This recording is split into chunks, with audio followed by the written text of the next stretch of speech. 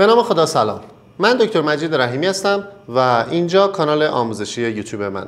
ما میخوایم در این دوره جامعه آموزشی در مورد مدیریت اسهال در کودکان با هم دیگه صحبت بکنیم.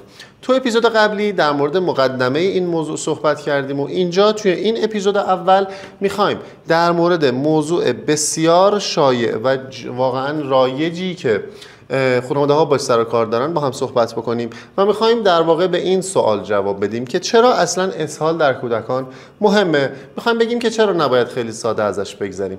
ببینید، بذارید یه مقدمه براتون بگم. هیچ چیزی مثل دیدن یه مدفوع شل نمیتونه این مادر رو نگران بکنه.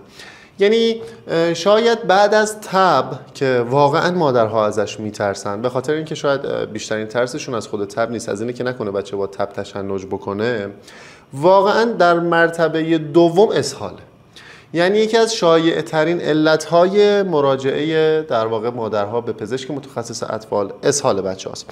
به هر حال یه دفعه اون مادر به هم میریزه، پوشکایی که داره پشت سر هم دیگه عوض میشه، پوستش ممکنه زخم بشه، اون محل دیاپر راشش یا حالا اون محل دیاپرش میتونه، اون محل تعویض پوشکش میتونه دچار راش بشه، دچار قرمزی بشه، دچار زخم بشه، بچه مرتب گریه میکنه، بیقرار میشه، واقعا دیگه مادر کلافه میشه، میترسه و نمیدونه که باید چی کارش بکنم. از همه مهمتر از یه چیزی میترسه که نکنه بدنش کم آب بشه. این دقیقاً اون چیزیه که در مورد اسهال ما باید حواسمون بهش باشه، نکنه بدنش کم آب بشه. باز دوباره به این سوال و به این نکته توجه بکنید، نکنه بدنش کم آب بشه. به عنوان یه مادر حواستون باشه که در اسهال بیشتر از هر چیزی اون اهمیت موضوع در مورد کم آب شدن بدنه.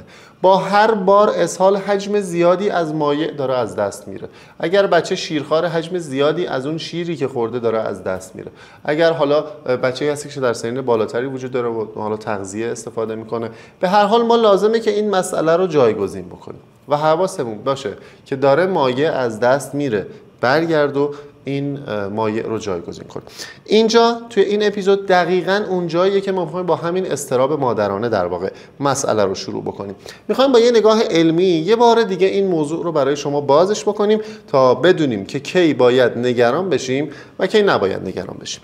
بیایم در مورد تعریف دقیق اسهال در کودکان با همدیگه صحبت بکنیم. اسهال یعنی افزایش تعداد دفعات دفع مدفوع، معمولا حالا بیشتر از 2-3 بار در روز، همراه با کاهش قوام و شل شدن مدفوع. یعنی در واقع توی اسهال 2 نکته است که خیلی مهمه. یکی قوام اون اسهال است که شل و آبکی بشه، یکی تعداد دفعاتمونه که بیشتر بشه. یه بچه که در طول روز همیشه داشته 6 بار مدفوع میکرده، یه مدفوع خیلی ساده‌ای که حالا طبق روتین اون بچه بود، از یه جایی به بعد از یه روزی یهو مادر متوجه میشه که انگار این 6 بار اسهاله شد 10 بار، شد 11 بار، انگار همینطوری داره پشت سر هم مدفوع میکنه. یه ذره نگران میشه. من همیشه از این بچه مثلا 7 تا پوشک در روز عوض میکردم، چرا امروز 12 تا پوشک عوض کردم؟ یه زنگ خطر توی گوشش به صدا در میاد. یعنی مامانی میبینه که تا دیروز انگار بچه اون مدفوعش قوام محکمتری داشته و از الان شلتر شده، ژله‌ای‌تر شده، آبکی‌تر شده، انگار داره آب از دست میده. اینجا دقیقاً اون جاییه که مادر نگران میشه. در نوزادانی که شیر مادر میخورن به طور طبیعی ممکنه تا 10 بار دفع مدفوع شل وجود داشته باشه. این اسهال نیست، این یک بخشی از الگوی طبیعی دفع مدفوع بچه است. حالا از اون طرفش هم حواستون باشه، این بچه‌ای که گفتیم میتونه روزی 10 بار مدفوع بکنه، میتونه هم 4-5 روز از هم مدفوع نکنه و اون هم یبوست نیست. به این نکته ها باید توجه بکنید. در مقابل یه بچه‌ای که مدفوعش قبلا 1 بار و خمیری بوده، حالا بیشتر 4-5 بار داره آبکی دفع میکنه، این میتونه اسهال باشه. یه سوالی رو همیشه مامانا از ما میپرسن به عنوان یکی از سوالات شایع، حالا من براتونم نوشتم میتونید ببینید. چند بار دفع در روز طبیعیه و کی باید نگران باشیم؟ واقعا این سوال یکی از رایج ترین سوالات ماماناست. نوزاد من روزی 5 بار داره دفع میکنه، آیا این طبیعیه؟ بله طبیعیه، اسهال نیست. بچم 3 روزه که دفع مدفوع نداشته، آیا این طبیعیه؟ بله اینم طبیعیه، اینم یبوست نیست. واقعیت اینه که الگوی دفع در نوزادان و در شیرخواران متناسب با شرایط خاصی میتونه تغییر بکنه. اگر بچه‌ای تا الان حالا بر اساس اون شیری که میخوره، بر اساس محتویاتی که داره، بر اساس سنی که داره و بسیاری از فاکتورهای دیگه یک مدل خاصی دفع میکرده، این اون در واقع نورمال رنج اون فرد حساب میشه و اونو دیگه خیلی نمیخواد دستکاری کنید، خیلی نمیخواد نگران اون مسئله بشید. اگر تغییر ناگهانی در این الگوی دفع به وجود اومد، حالا میتونید نگران اسهال باشید. در واقع نباید بر اساس صرفاً تعداد دفعات دفع مدفوع قضاوت بکنید. تا همین جای این دوره، همین چند دقیقه اول، نمیدونم چند دقیقه شده، حدوداً 5 دقیقه از این اپیزود گذشته، تا اینجای این دوره من به یکی از پرتکرارترین سوالات شما جواب دادم.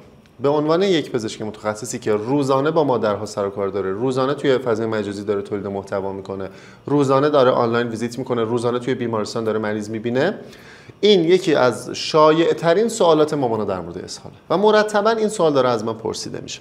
پس حواستون باشه، در نوزاد تازه متولد شده اگه فقط شیر مادر میخوره، ممکنه از 5 تا حتی 10 بار دفع مدفوع زرد شل یا خمیری یا آبکی داشته باشه و این طبیعیه.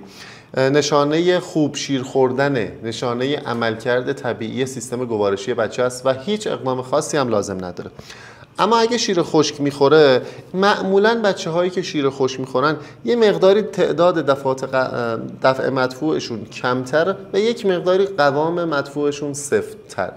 این هم باز یه تفاوتی بین بچه‌های شیر مادرخوار و بچه‌های شیر خشکخوار یا حالا بچه‌ای که از شیرهای در واقع کمکی استفاده میکنن. یه اشتباه رایجی اینجا وجود داره. این جمله رو نگاه بکنین: نوزادی که مدفوع زرد و شل داره ولی تب نداره، بیحال نیست و وزنگیری طبیعی داره، این بچه دچار اسهال نیست. این جمله رو همیشه توی ذهنتون داشته باشید. آقا بچه‌م درسته که مقداری مدفوع شل و آبکیه، ولی نه تب داره، نه بیقرار شده، نه تفاوتی توی نوع شیر خوردنش کرده، نه بیحاله، وزنگیریش هم که خیلی خوبه، پس این بچه اسهال نداره. اما خب آقای دکتر، از دوران نوزادی گذر کنیم، بچه من مثلا بین 1 ماه تا 6 ماهه، اون چی؟ توی 1 ماهگی تا 6 ماهگی تعداد دفعات دفع مدفوع معمولاً کمتر میشه. ممکنه که حالا همونطوری که گفتم از روزی حالا 3-4 بار تا هر 3-4 روز 1 بار دفع داشته باشه و هر دوتای این الگوها باز طبیعی هن اگر قوامش خوبه و تغییری توی اون حالت به وجود نیامده و کار خاصی هم نمیخواد انجام بده. خب آقای دکتر، بعد از 6 ماهگی چطور؟ من غذای کمکی شروع کردم، یکم بچه‌م تعداد دفعات مدفوعش کمتر شده، آیا این طبیعیه؟ مدفوع بچه‌ها به تدریج بعد از 6 ماهگی که غذای کمکی شروع میشه قوام خودش رو پیدا میکنه، یه مقداری سفت‌تر میشه، معمولا دیگه حالا روزی 1 بار، روزی 2 بار و حالا بعضا معمولا حالا این اتفاق میفته، بعضا تو بعضی از بچه‌ها 1-2 روز ممکنه کمتر بشه یا 1 بار در روز ممکنه که بیشتر بشه، این هم طبیعیه. ولی اگر تعداد دفعات بیشتر از 3 بار در روز و مخصوصا اگر آبکی یا بدبو باشه، این ممکنه که نشونه اسهال بچه‌هاتون باشه. اینم از آقای دکتر، همه این چیزایی که گفتید درست. به من بگو مرز بین اسهال و دفع طبیعی مدفوع کجاست؟ ببین، اصلا این چیزایی که تا اینجا گفتیمو بذار کنار، اینطور به مسئله نگاه کن. اگر بچه‌تون شادابه، وزنگیری خوبی داره، تغذیه‌اش خوبه، حتی دفعات نسبتاً بالا هم اسهال نیست، کار خاصی هم نمیخواد. خوبه؟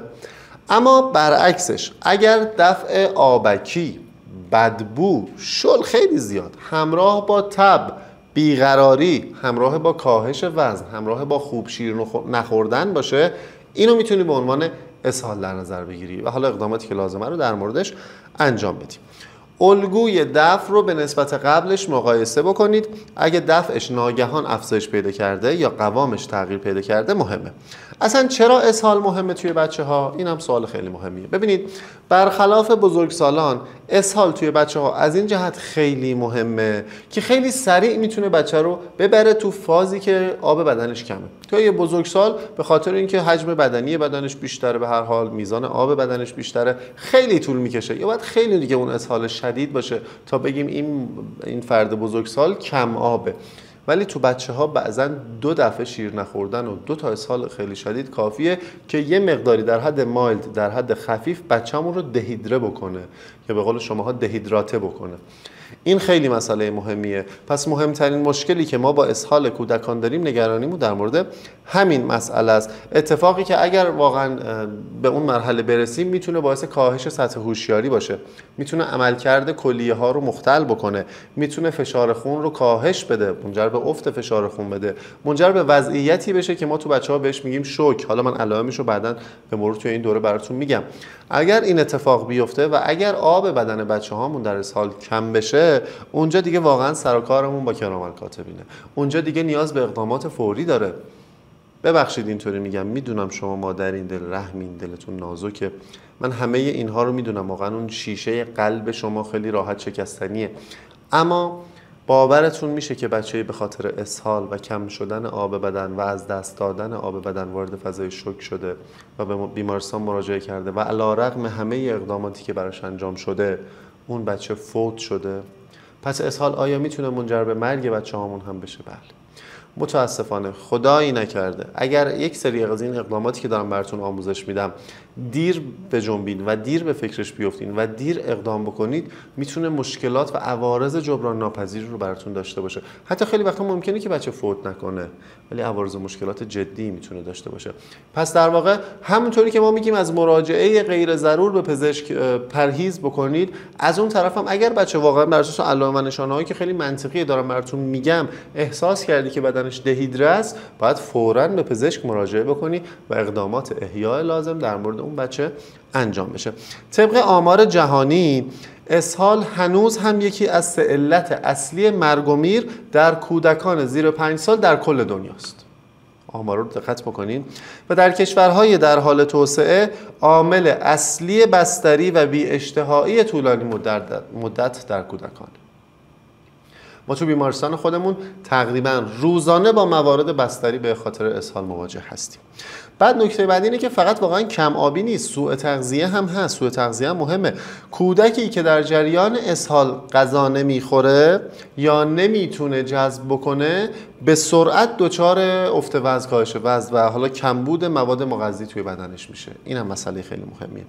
بعد تازه اینجا اگر اون اسهالی که حاده طولانی بشه که تعریف اسهال طول کشیده و اسهال مزمن رو براتون میگم، یه چرخه‌ای در واقع از سوء تغذیه، از تضعیف سیستم ایمنی، از عفونت‌های مکرر و تکرار این اسهاله به وجود میاد که دیگه بچه میفته توی سیکل باطل و حالا دیگه بیا و درستش کن. این مسئله خیلی مهمه. حالا آقای دکتر اینا رو گفتی که ما رو نگران کنی؟ نه، من اینا رو گفتم که شما رو آگاه بکنم. ببینید مرز بین آگاهی با نگرانی اینه که شما اگر نگران باشی همینجا نشستی تو خونه و نگرانی، هیچ اقدامی نمی‌کنی. ولی اگر آگاه باشی اون وقت میدونی که واقعاً کی باید نگران باشم، کی نباید نگران باشم، در راستای نگرانیم چه اقداماتی رو باید انجام بدم. حالا اگر بچه‌م اسهال شد، من اصلا واقعاً اسهال شد، بله نه، اگر بله حالا چه اقداماتی انجام بدم، اگر نه پس من چرا الکی نگرانم، بیخیال دیگه نگران نیستم. حالا که فهمیدم اسهاله باید چی کارش بکنم، یک مرحله بریم جلوتر، درمانهای اولیه. اگر درمانهای اولیه جواب نداد بریم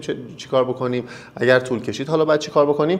و در واقع شما میتونید یک حالا گام به گام با اسهال بچه‌تون جلو برید. ما توی پزشکی خیلی از اینو داریم که استپ بای استپ باید جلو بریم. مثلا یک بیماری رو در نظر بگیریم، به محض اینکه پزشک تشخیص میده یه دارویی به شما میده، میگه برو 3 هفته دیگه بیا، 3 هفته دیگه میای، اگه خوب شد رو همون دارو ادامه پیدا میکنی، اگه خوب نشد یه استپ میریم بالاتر، 2 تا داروی دیگه اضافه میکنیم.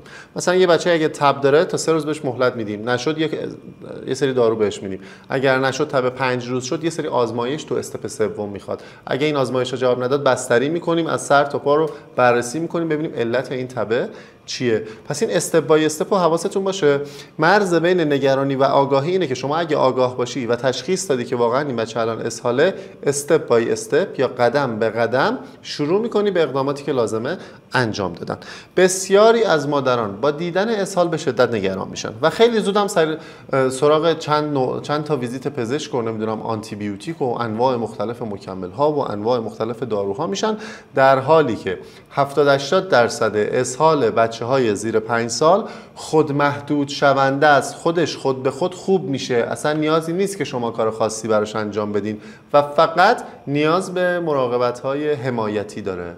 یعنی ما توی پزشکی بهش میگیم ساپورتیو کیر، یک کیری که حالا ساپورتیو، حمایت کننده است. همین، هیچ کار خاصی هم نمیخواد. اما شرط این مسئله اینه که مادر فرق اسهال خطرناک با یه اسهال ساده رو بدونه، نشانه‌های کم آبی رو بشناسه و بدونه و روش صحیح مراقبت در منزل رو هم بلد باشه. اگر این ستا رو بلد باشین، حالا دیگه خیلی جای نگرانی نداره. شما به عنوان یک مادر آگاه میتونی که از پس اسهال بچت بر بیای. یه جمع‌بندی بکنیم. گفتیم اسهال یعنی چی؟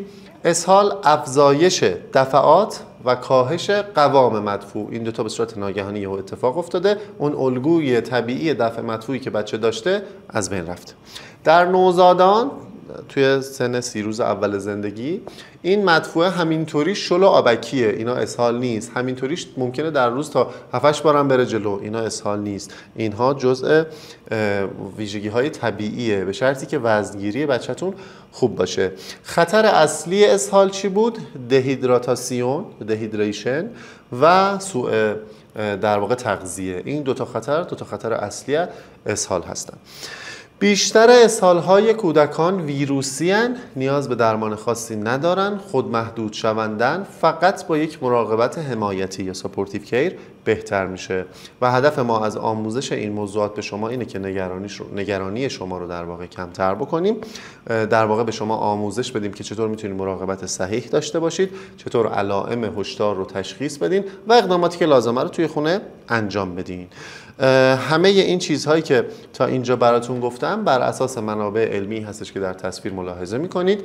تمام این مطالب بر اساس آخرین و بروزترین در واقع رفرنس های معتبر پزشکی جمع آوری شده و در اختیار شما قرار داده شده.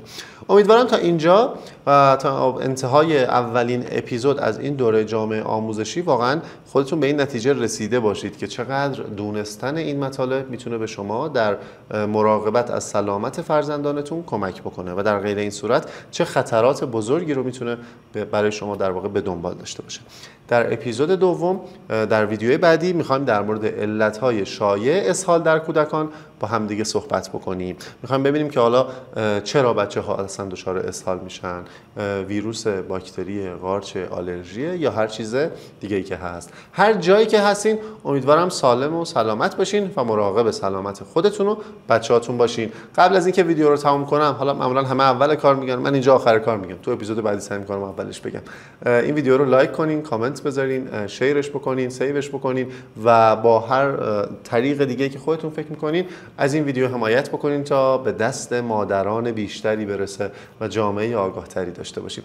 خوشحالم که توی کانال من هستین و از این ویدیوهای آموزشی استفاده می‌کنین. ویدیو بعدی رو حتما ببینین، تا انتهای دوره آموزشی حتما همراه من باشین. مطمئنم که اتفاقات خوبی قراره رقم بخوره. امیدوارم هر جایی که هستین سالم و سلامت باشید.